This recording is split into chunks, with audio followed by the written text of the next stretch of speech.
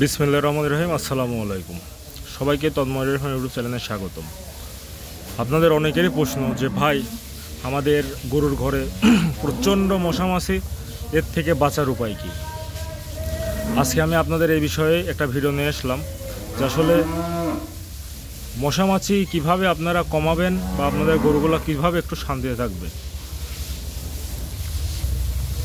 আপনার গরুর ঘরে অতিরিক্ত মশামাছি গরুর জন্য যেমন অস্বস্তিকর, ঠিক তেমনই রোগ ছড়ানোর জন্য ঝুঁকিপূর্ণ। যেমন আপনার কমন একটা রোগ আছে লাম্পি, তারপরে বিভিন্ন রোগ আছে, এগুলো মশামাছির মাধ্যমে ছড়িয়ে থাকে। বর্তমান আমরা লাম্পির যে রোগটা, এটাই বেশি ফেস করছি আমাদের গরুগুলোর জন্য। এক্ষেত্রে আপনার ঘরোয়া কিছু পন্থা অবলম্বন করতে পারেন মশামাছি দূর করার জন্য। এটা অনেকটাই আপনার গরুর ঘরের মশামাছি কমিয়ে দিবে। তার মধ্যে প্রধান যে বিষয়টা আমি সবসময় বলে থাকি, পরিষ্কার পরিচ্ছন্নতা বজায় রাখতে হবে। আর দ্বিতীয় একটা পন্থা, সেটা হচ্ছে ঘরোয়া কিছু প্রাকৃতিক উপায় আছে যেগুলো আপনারা ব্যবহার করতে পারেন। আর তৃতীয় হচ্ছে আপনার স্প্রে করতে পারেন।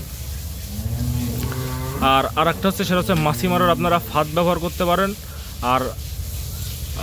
আর যারা আপনাদের ছোট পরিসরে, মানে ছোট বাড়িতে গরুর ঘর আছে, তারা আপনারা মশারি বা নেট ব্যবহার করতে পারেন। আর একটা বিষয়, সেটা হচ্ছে আপনারা গরুর শরীরে তেল মাখিয়ে রাখতে পারেন। চলুন এই বিষয়গুলো নিয়ে আস্তে আস্তে আলোচনা করি। প্রথমত, গরুর ঘর পরিষ্কারের যে বিষয়টা, পরিষ্কার পরিচ্ছন্নতা রাখার যে বিষয়টা, সেটা হচ্ছে গোবর এবং প্রস্রাব প্রতিদিন পরিষ্কার করতে হবে। জমে থাকলে পারে আপনার মশামাছির এটা হচ্ছে উৎপাত অনেকটা বেড়ে যায়। তারপরে গরুর যদি আপনাদের সম্ভব হয়, গরুর নিচে শুকনা খড় বা বিছালি ছড়িয়ে রাখবেন, সেটা আপনার গরুটাকে অনেকটাই আরাম দেবে। আর যেহেতু আপনার ওটা ভেজার কোনো সুযোগ নাই, সেক্ষেত্রে মশামাছি কম হবে। আর আপনার ফার্মের আশেপাশে যদি আপনার নালা বা নর্দমা থাকে, সেগুলো পরিষ্কার রাখার চেষ্টা করুন। আর বিশেষভাবে খেয়াল রাখবেন সেখানে যেন পানি জমা যাবে না। আর আপনার গরুর ঘরের যে আপনার গরুর ধোয়ানোর যে বা প্রসাবের যেই নালীটা, সেটা আপনারা গরুর ঘর থেকে একটু দূরে করার চেষ্টা করবেন, যেন ওখান থেকে মশামাছি উৎপন্ন হয়ে আপনার গরুকে ক্ষতি না করতে পারে। আর কিছু ঘরোয়া কিছু ট্রিপস আছে, ঘরোয়া যাদের আপনার অল্প একটা দুইটা গরু, তারা আপনার লেবু আর লবঙ্গ মিশাতে পারেন। সেটা হচ্ছে আপনারা এক টুকরা লেবু নেবেন, আর ওই লেবুর মধ্যে আপনার লবঙ্গ দিবেন। লবঙ্গ দিয়ে ওটা আপনার ঘরের এক কোণে রেখে দিবেন, বা দুই তিনটা রেখে দিলেন। লেবু আর লবঙ্গ এই দুটা মিশিয়ে আপনি রেখে দিলে পারে মাছির উৎপাতটা অনেকটাই কমে যাবে। আর তারপর একটা হচ্ছে, আপনারা পুদিনা পাতা বা তুলসী গাছ আপনাদের ফার্মের আশপাশে লাগিয়ে দিতে পারেন অনেক এতে। তাহলে আপনার তুলসী গাছটা আপনার এটাও আপনারা বুঝতে পারছেন, এগুলো তুলসী গাছ আর পুদিনা একটু ঝাঁঝালো, এক্ষেত্রে আপনার মশামাছি এর গন্ধটা পছন্দ করে না। তাহলে যেহেতু পছন্দ করে না, সেহেতু তারা সেই জায়গা থেকে দূরেই থাকবে। আপনারা চেষ্টা করবেন যে আপনার খামারের আশেপাশে এই দুইটা গাছ লাগিয়ে দেওয়ার। পুদিনা গাছ লাগাবেন আর হচ্ছে তুলসী গাছ লাগাবেন। তারপরে আপনার আরেকটা বিষয়, সেটা হচ্ছে নিম পাতা বা ধূপ তো আপনারা চিনেন। আপনারা নিম পাতা, ধূপ এগুলো দিয়ে একটু ধোয়া তৈরি করবেন। একটু ধোয়া তৈরি করলে তারপরে আপনারা এই বিষয়টা খুব ভালোভাবে বুঝতে পারবেন যে ধোয়া দিলে পরে তখন মশামাছি দূরে চলে যাবে। আরেকটা বিষয় আছে, সেটা হচ্ছে আপনারা স্প্রে করতে পারেন, যেটা হচ্ছে প্রাকৃতিক স্প্রে। সেটা হচ্ছে 2 কাপ পানি নেবেন, 1 কাপ ভিনেগার নেবেন। ভিনেগারটা নেবেন হচ্ছে সাদা ভিনেগার। এটা পানির সাথে মিশিয়ে আপনার স্প্রে করলে অনেকটাই কম হবে। আরেকটা বিষয়, সেটা মাছি মারার ফাঁদ। এখন বাজারে বর্তমান অনেকটা আপনার ওই কিছু আঠা পাওয়া যায়, যে আঠাগুলো ব্যবহার করতে পারেন।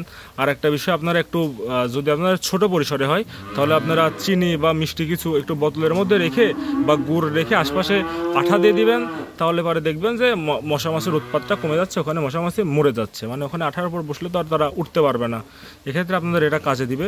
তারপরে যদি আপনাদের ছোট ঘর হয়, তাহলে আপনারা সম্পূর্ণ ঘরটা মশারি বা নেট দিয়ে, যে নীল কালারের যে নেটটা পাওয়া যায়, সেই নেট দিয়ে বন্ধ করে দিবেন, যেন আপনার মশামাছি উৎপাতটা কম হয়, ভিতরে না আসতে পারে। আর চলে আসে একবার উঁচু করে আপনার পানি টানি ধোয়া দিয়ে বের করে দিয়ে, তারপরে রাতে একবারে আপনারা ওটা আটকিয়ে দিবেন, যেন আপনার ওর মধ্যে আর মশামাছি না ঢুকতে পারে। আর একটা বিষয়, যদি আপনাদের এইগুলো অবলম্বন না করেও যদি মশামাছি করার পরেও যদি না হয়, তাহলে আপনার একটা ডাক্তারের সাথে পরামর্শ করে আপনারা কীটনাশক স্প্রে করবেন। আর এক্ষেত্রে বিশেষভাবে খেয়াল রাখবেন, কীটনাশক যেন কোনোভাবেই আপনার গরুর চারি পর্যন্ত না আসে, খাদ্যর পাত্র পর্যন্ত না আসে। স্প্রেটা ব্যবহার করাটা থেকে আমি বলবো একটু দূরে থাকেন। আপনারা প্রাকৃতিক এগুলোয় গাছ টাছ, তুলসী গাছ বা আপনার গাছ টাছ লাগান। দেখুন অনেকটা কাজে দিবে। আর এই যে ভিনেগার আর পানির যে স্প্রেটার কথা বললাম, 2 কাপ পানি দিবেন আর হচ্ছে 1 কাপ সাদা ভিনেগার দিয়ে স্প্রে করে দিবেন। আর হচ্ছে নিম পাতা আর তুলসী, নিম পাতা আর ধূপ এটাতে ধোয়া তৈরি করে দিবেন। আর খামারের আশপাশে আপনারা তুলসী গাছ লাগাবেন আর হচ্ছে পুদিনা পাতার যে গাছ এটা লাগাবেন, কারণ এই গন্ধটা মশামাছি পছন্দ করে না। ধন্যবাদ সবাইকে যারা এতক্ষণ পর্যন্ত ভিডিও জুড়েছিলেন। আপনাদের সবার রিকোয়েস্ট ছিল ভিডিওটা করার। যদি আমাদের ভিডিও ভালো লাগে তাহলে ইউটিউব চ্যানেলটা সাবস্ক্রাইব করে দেবেন। ধন্যবাদ সবাইকে।